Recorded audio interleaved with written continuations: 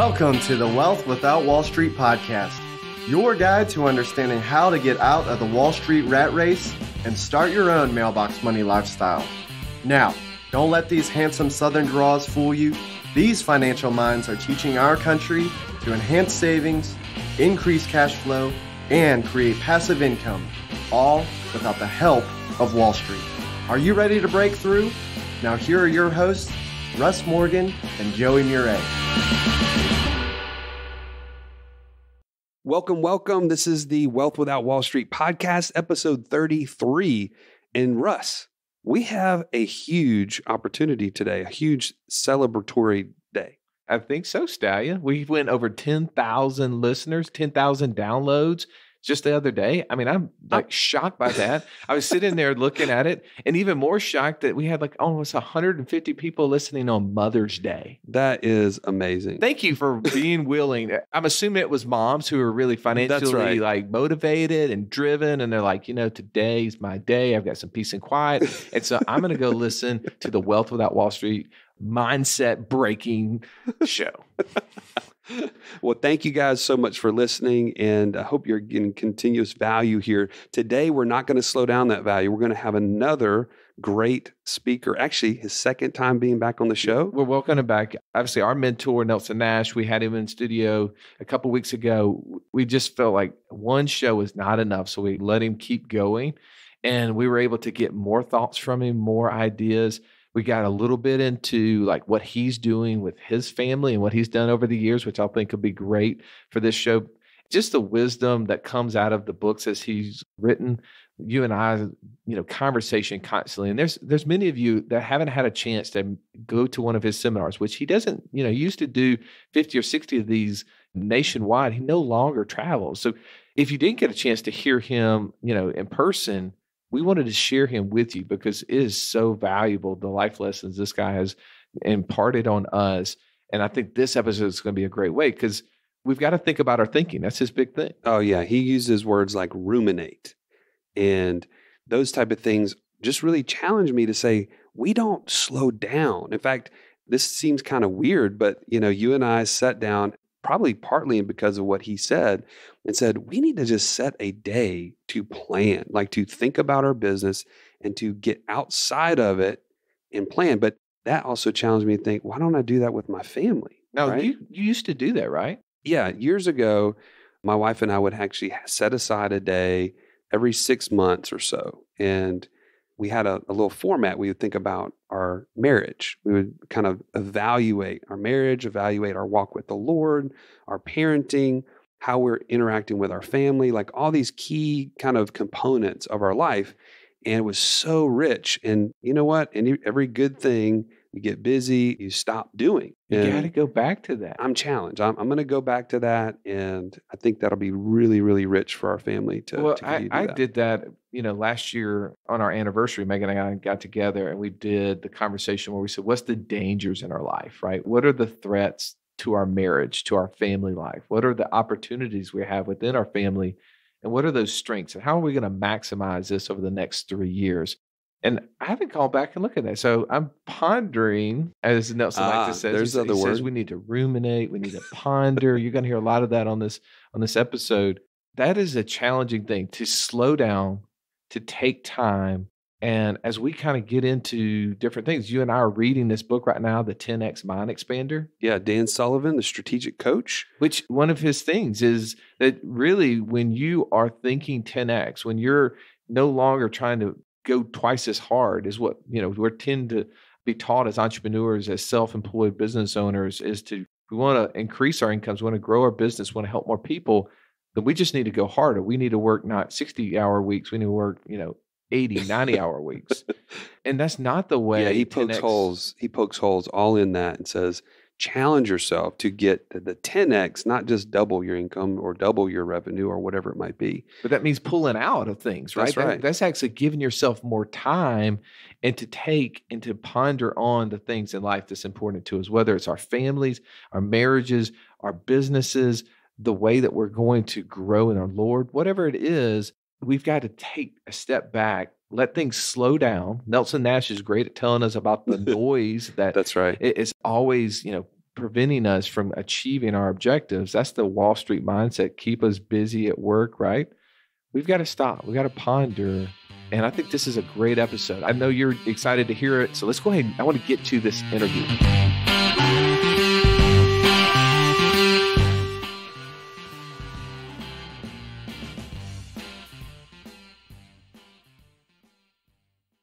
Well, Nelson, we are so glad to have you back in the studio today to share with us a great topic. So many of us are asking is, how can we create generational wealth within our families? And you've done such a great job. We just want to spend some time with you today talking about that topic. So thank you for being here. Oh, my pleasure again. Thank you for the invite. Absolutely. Nelson, Joey and I have got on here several times and talked about how we've used these insurance policies within our families, how we've borrowed money from our parents, how we've lent money out, and some positive experience we've had with that. But our experience is short. We've only been doing this for 9 years. Mm-hmm. Your time's a little bit longer. Mm-hmm. Yeah. Kind of take me back to the first time you thought about, well, this is something we ought to be applying in our family. Not only just personally in your immediate family, but with kids and grandkids and so forth and so on. Take me back to what those thoughts were like and how that idea even came to mind. I'm thinking of time frames here. Let's see. We were married in 25 years. That's 77. We took off a month and went to Europe for just travel. And we bought a Volkswagen Scirocco, a little two-seater or whatever. Uh-huh. We bought it from the dealer here in Birmingham and had it delivered to us at the factory in Germany. It dawned on me that, that's going to be my business car here. We need to learn to keep this sort of stuff in the family. Don't let it get outside the family. So we've been teaching all of our children how to think this way and to make plans of being your own bank or to, a start-off degree, we'll put it that way.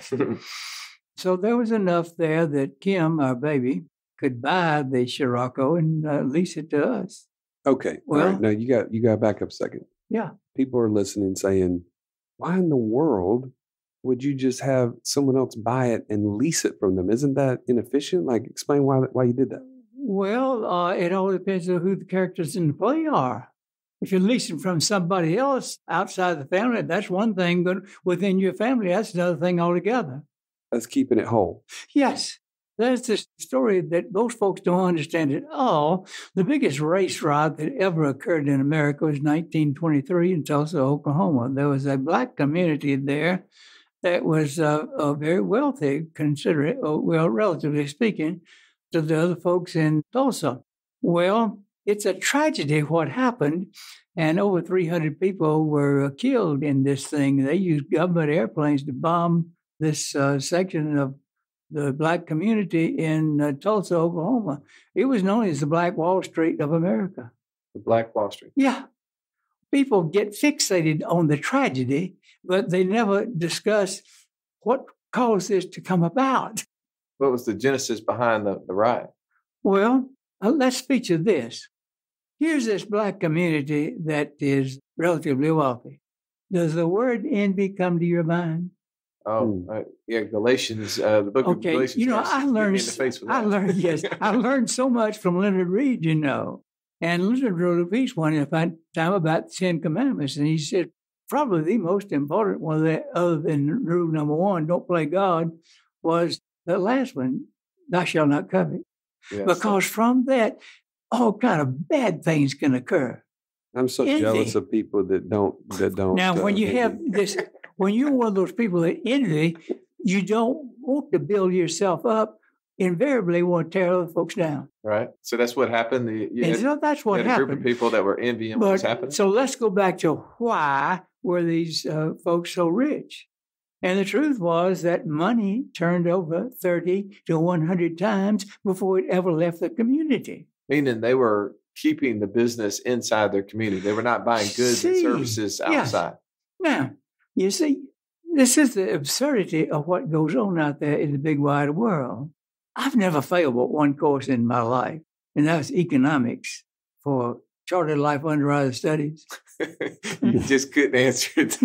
You knew the right answer, and their right answer was wrong in your book. Okay, so let's go through the steps here. When you become a life insurance agent, you must join life underwriters. Uh-huh. I mean, you're nobody. Now, once you get in there, one day you got to become president of the local association. Otherwise, you're nobody. Right. Well, there's about 5 steps there in the ladder. First one is program chairman. Then one of the other things that you've got to do is you got to have letters behind your name. Oh, yeah. If you don't have letters behind your name, you're nothing. So that means you've got to go through the Chartered Life Underwriter program. Well, at the time I went through it, it was correspondence. It was 2 years, 10 parts, equivalent to a master's degree anywhere. But the text that they were using for economics, I was reading about the government taxes the economy $10 billion. That's money coming into the government. Now, the government's going to spend that money. It'll turn over 3 times, and so that stimulated the economy. Oh, yeah. And so yours truly on the final exam says, yes, that's true. But this is also true. Al Capone, the notorious gangster, he steals $10 billion from the American public. He's going to spend it. That'll turn over 3 times. That stimulated the economy too.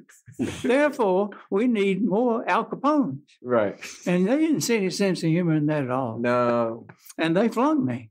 Well, I took it over, the course over, and gave them their answers. And so I've got one of those diplomas. And that's the absurdity of what's going on. Well, why only 3 times? And the answer is, it's as obvious can be, but people don't think this way. Remember that fantastic little video, Banking with Life, got about 12 or 15 different personalities in it, and about the third one is Paul Cleveland. Right. Who we've had on the show before. Yes, sir, I know. And so Paul is pointing out that wealth is not money. It's just goods and services, huh? Wealth is goods and services. Money is the medium of exchange whereby we acquire wealth. Right. All right, let's go back to the black community there in Tulsa, Oklahoma. Here's a black guy that has a good that he wants to sell. Well, they find some other black guy there that would like to buy that. Well, they arrive at a number between the two that they can do business. Well, how do they transact? The guy that buys gives a token that is generally accepted out there. It's called money to the guy who is selling. Now the guy that's got that coin, he sees something that he wants to buy. So the money was turning over 30 to 100 times. It never left the community. Well, contrast that why only 3 times? Yeah. Huh? Well, nobody ever talked about that. And so this is what I addressed in last month's banknotes when I was talking about pondering why only 3 times. Well, I remember someone, and I wish I could remember who it was that brought me face to face with this, that we have real money and funny money, counterfeit money, running side by side. And people can't tell the difference between the two because they look the same, but they're not, All right, now, goods and services are backing up the activities there. All right, so when one black guy does business with another, both parties win, don't they? Yes. Otherwise, they wouldn't do business. Right, free trade. But what is the general public's understanding of a business transaction? There's a winner and a loser. Oh, yeah. I mean, somebody has to be winning. That is accepted as the truth, and it is not. It is a lie. Only time there's a winner and a loser is if you're doing business with the government. Well, why do people behave this way? And what it boils down is that 10th commandment there, envy. They don't want to build themselves up. They want to tear other folks down. Sure. Yeah, absolutely. Well, don't play that game. The human mind cannot think about 2 things at one time. It's impossible. So what you're saying is that through this keeping money in the family, yes, is creating wealth. Exactly the same thing as the black community, except on a minuscule area. But you see, we're doing it through a community that is vast. That's what life insurance is. Okay, we got to distinguish between real money and funny money. All right. Okay. Break out your wallet, Joey. All right. Now, what is real money? Goods and services. All right. So how did the black guy end up with that coin? He traded something for it. Yeah. He provided good or services. All right. Well, that's real money. And the money was just a token of what actually took place. So I'm going to go pick up my tax report here right shortly today. I'm going to have to give the government money. Now, is that real money or is that funny money? That's going to be funny money. You're just going to be giving them a token, right? I'm thinking it's How did I get the money? You sold books. You got paid or for... I provided a service or I sold a good. That's right. So what is that? Is that funny money or real money? That's real money. That's real money. Now, has anybody ever made a check to Social Security? No. The check is made to the U.S. Treasury. Yeah. And they just... Never to Social Security. They got some of those IOUs, some big ones. I want to hold on to those. So we give them real money. You know, I'm 87, Mary's 84. So, Russ, you're the government. Okay. Your left arm is taxes. Okay. It's getting bigger, by the way. I'm going to give. Oh God. I'm going to give you, say, $25,000 of taxes. Okay, pull it up. Now you take that $25,000 and you put it behind your back and you give it to your right arm, and that's Social Security. And you pay me $25,000. Well, what's the result of that transaction? It's net zero. Yes, but what kind of money did they give me? They gave you funny money back. Yes. They take real money, but they issue funny money. See, it's counterfeit money. You know, the government does not like counterfeiters because they don't like competition. And people take that and think nothing of it. I mentioned that to my daughter one time. We were talking about inflation and how that works. Yeah. She asked me, why is it okay for the government to do it? Why don't they go to jail? Exactly. Yes. See, they see that very clearly. Well, that's what's going on out there. And people just take that. Well, why is this happening? It's because of the way people think. Mm-hmm. See, that little piece that Paul Rosenberg wrote about fish is the last to notice the water. Down deep, most folks know something's wrong, but they don't have the emotional courage to face it. So bring this back to the family bank. Well, situation. okay. So it was obvious to me that I needed a car in my business.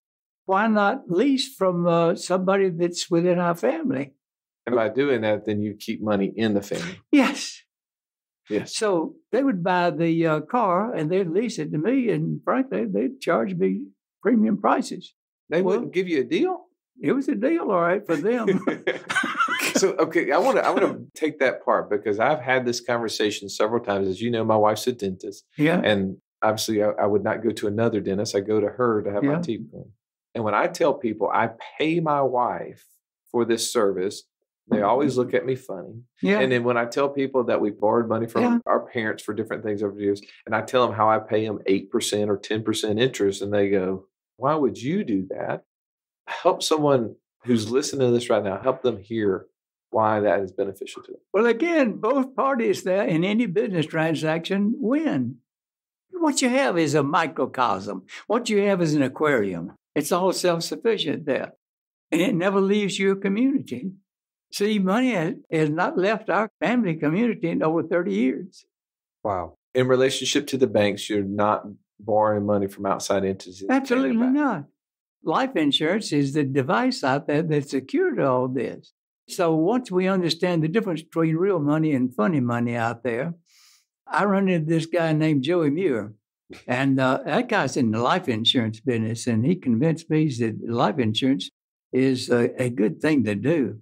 He says, you got to find a starting place here to get involved in this, and so pick a number that you can handle and so forth. All right, so Joey, let's say $10,000. That's called a premium, isn't it? It is. All right, now, what am I going to give you? Am I going to give you funny money, or am I going to give you real money? Real money. All right, now, the life insurance company has got to put that money to work. in order to be able to pay that death claim sometime or another in the future. I am going to die, no question about it. Now, everybody else that does business with you, what do they give you, Joey? Is it funny money or real money? Real money. All right. Now, the insurance company puts that money to work. Now, if you go downtown 5th Avenue and 20th Street, Birmingham, Alabama, there's 4 corners there, right? 3 of those 4 buildings are either financed or owned by Equitable Life of New York. So they take that real money and put it to work to build something like that. Now, how do they get money? They charge rent. Yeah. Rent. That's right. Well, what is that? Is that funny money? Or is it real money? That's real money. All right. Now, do you see life insurance companies cannot inflate the money supply? And you just get to the simple fact that banking Has to happen. Yes. Now, Richard Cantillon, 300 years ago, isolated that perfectly. Banking is. It's just that the banking function is the hands of the wrong people. So well, how'd they do this? Well, they trick people. So now you're in a transaction with your kids. They're buying cars and they're leasing them to you at what you're saying, premium rates. Yes. They're getting paid. That money is within the family. You guys are using life insurance cash values in order to perform the functions. Sure. So we hadn't bought a car in over 30 years. They've done pretty well over the time. Yeah. They bought me 3 airplanes down through the years. Only 3. Only 3, yeah. Did they give you a deal on those? It was a good deal for them. So you bought cars from him. You bought airplanes from him. What other sort of family deals have you done? Well, back in 1993, we sold our house. Here's 3 stories. We got a contract with Barry for that bottom floor. That was the world headquarters of Infinite Banking Concept, plus the garages, plus the parking area. And he had a contract with his mother for the other 2 stories, and he was rather generous to her for some reason or another. Now, Barry got out of the military in 2004 and set up family practice in Knoxville, Tennessee. He was down visiting one time and walked in the garage, and he saw all these stacks of cases of books. So he came back in the office and says, Dad, what's all these things in the garage here? Son, I sell books. That's where I keep my inventory. He says, Dad, that's not part of the deal. You need to be paying me rent on that. So he went up on the rent, $200 a month. Meanest kid you ever seen in your life. He's ruthless. Yeah.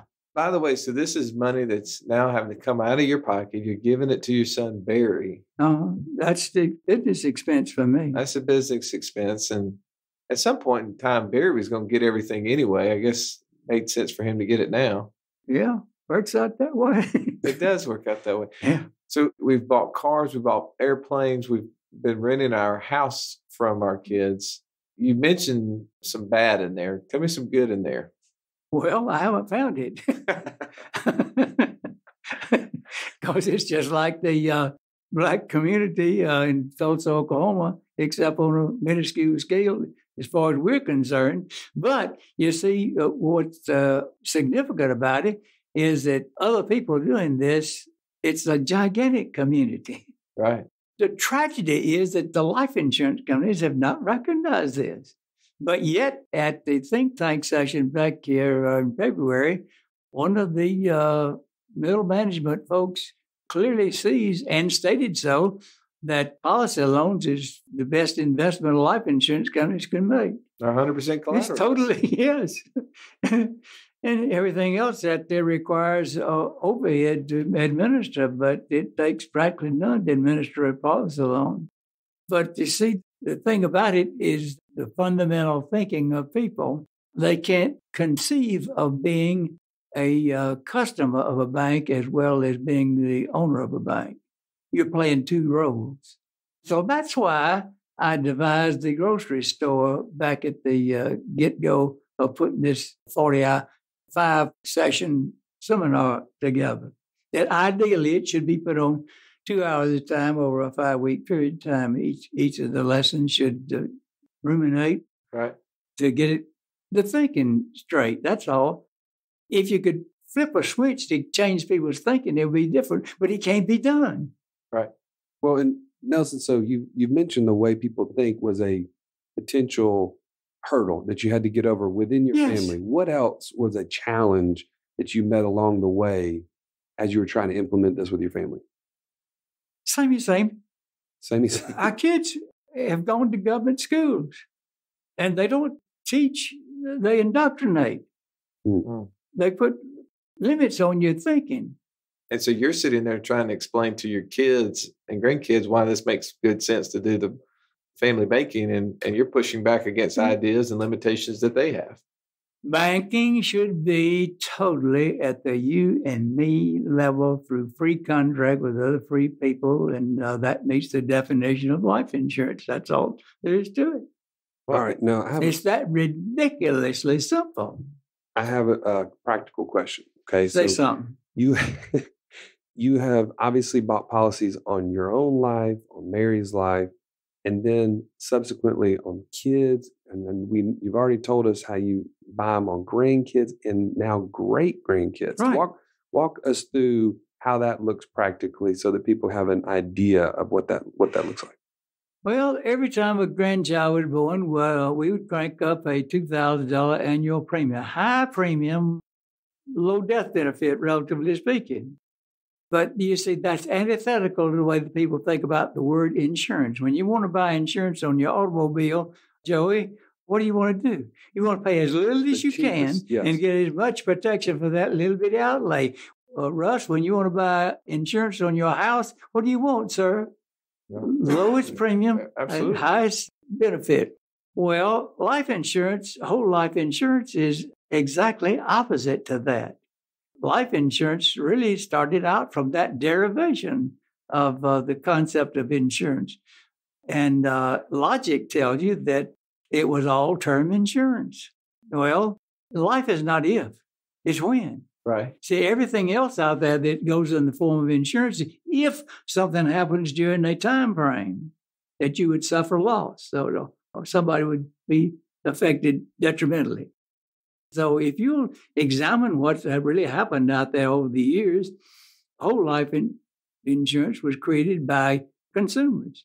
They saw that was a ripoff. And so life insurance says, well, if we up the premium, say 4 or 5 times what term insurance would be, then we can put that extra money to work out there and we can always have a death benefit. And of all things, they call the product whole life insurance.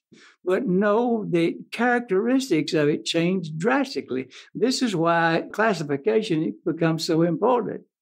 It's a totally different idea from insurance, but yet the word stuck. So what would you more classify it as? I'd classify it as a personal monetary system with a death benefit thrown in on the side just for the heck of it. A personal monetary system with a death benefit thrown in just for the heck of it. Yeah, that's a rather long name. Yeah, that's tough. We'd have to shorten that. We'd have to have an acronym of some kind. But we'd been much more accurate, and we wouldn't have all this nonsense that's going on out there. Because people are mislabeling it, thinking of it the same way they think of car insurance, homeowners insurance, health insurance, all these things. Yeah. Okay, now I have another question. Go. Someone is listening and saying, this all sounds great. And I understand, okay, there's a pathway to do this. But what is that going to look like right now? Here and now, you've talked about financing cars or leasing them from your family, businesses, these kind of things you mentioned, airplane. What about generations from now? What does this practically look like for the Nash family? You're now, the first person to put this in place in your family. Give us an idea of what that looks like for us. Therein is where lies the problem. But we have 3 children, and I think all 3 have caught on pretty good. Some better than others. Naturally, that's just the story of life. But we got 10 grands out there now. I wonder how much they've caught on, and I've got to measure that as much as I can to see how well are they catching on. And, of course, the great-grands, they're too young to even consider talking about it. But you can give a little lessons here and there like you're doing with your kids and so forth for us.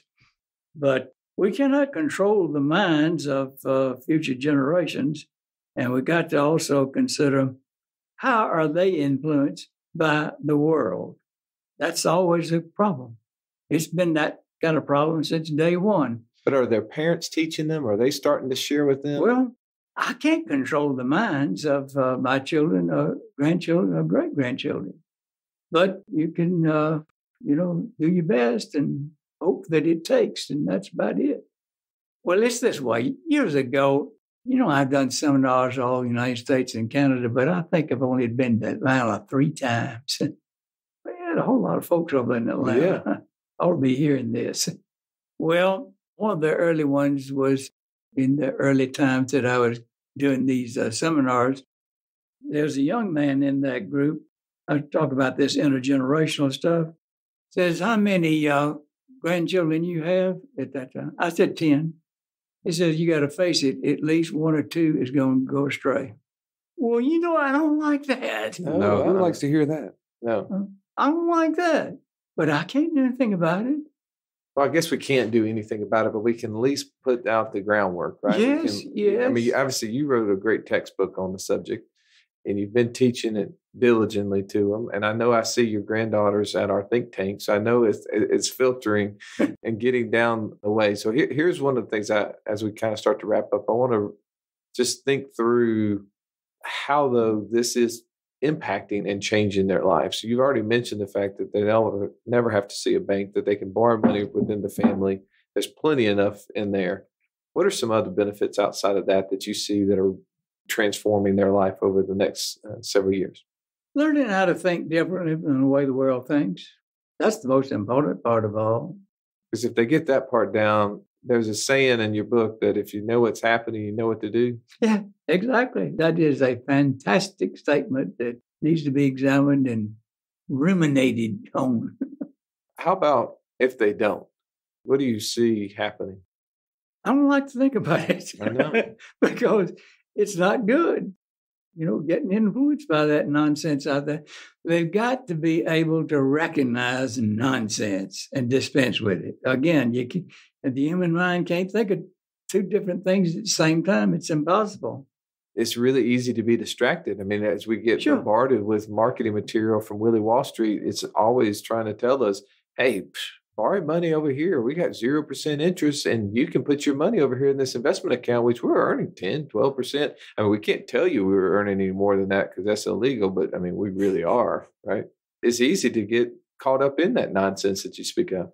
Sure, but you got to be able to recognize it.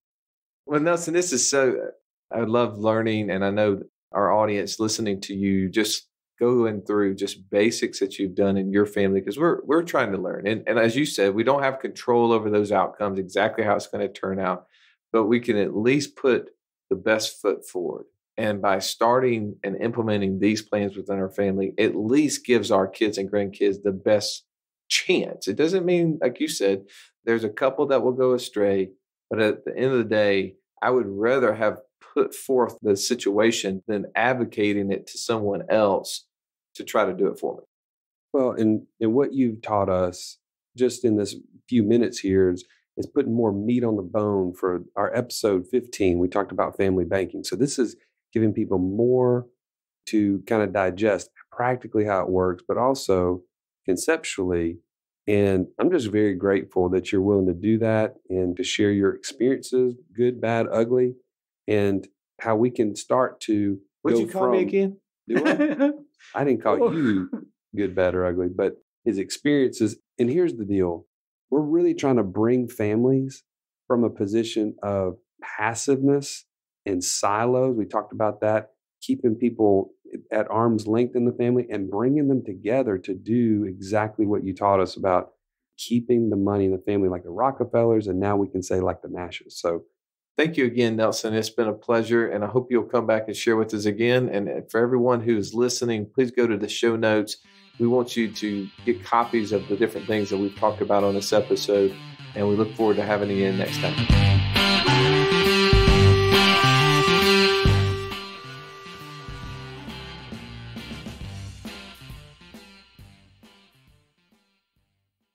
Joey, were you challenged when Nelson said that his kids leased him his cars. I mean, that's genius. I mean, think about that. It goes against our mindset of owning things and having our kids own it, right? That's right. I mean, I think we've been challenged or kind of groomed to think of our finances as a silo, right?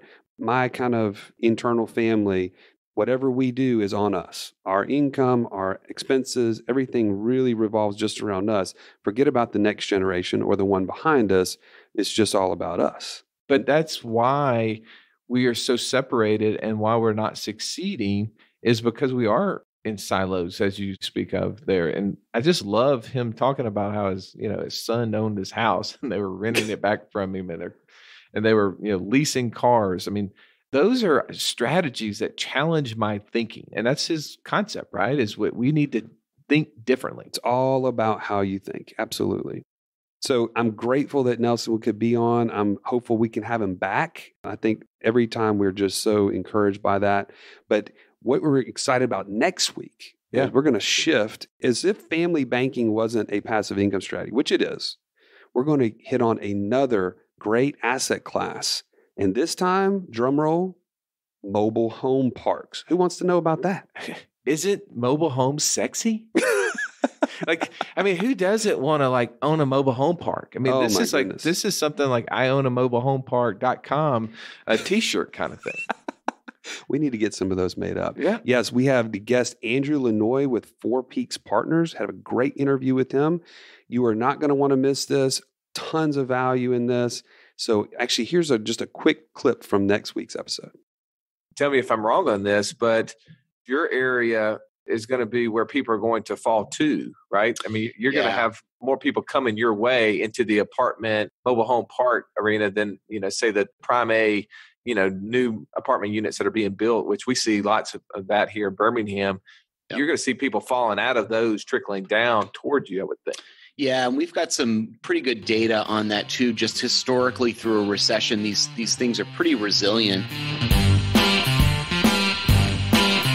This has been the Wealth Without Wall Street podcast. Don't forget to subscribe to the show to break free of the Wall Street mindset and begin building wealth on your own terms in places you understand so that your wealth will never run dry. See you next episode.